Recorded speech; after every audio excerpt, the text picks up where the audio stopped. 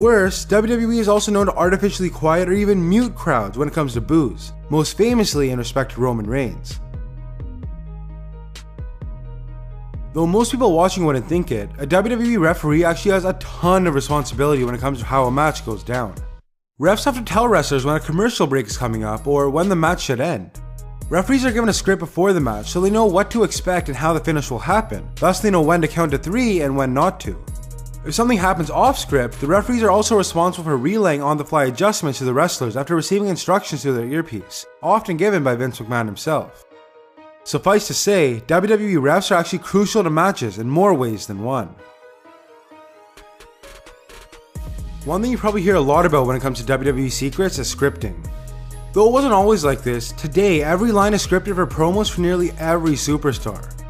As you can see with these examples, a superstar is simply parroting memorized lines as promos, which results in a reduced sense of realism.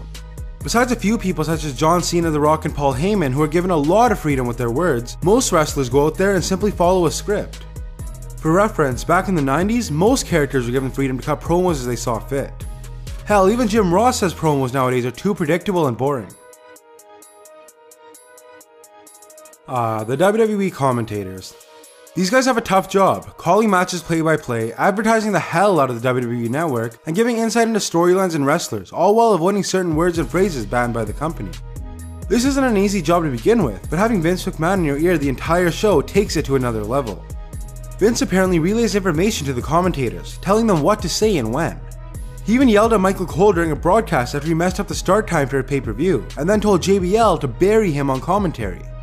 The point here is, there's a lot more going on with those headphones than meets the eye. If you've ever wondered how exactly the sequences in a match go down, this one's for you.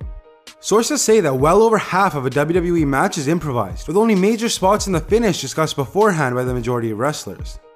Besides rookies and other inexperienced wrestlers who might plan out the match earlier, most bouts have the veteran calling the match and leading the action.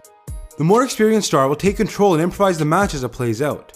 Alberto Del Rio confirmed this when he was away from WWE, saying he was okay with somebody like John Cena leading the match, but he would take charge against somebody less experienced. This makes me respect these wrestlers even more, knowing that not everything in the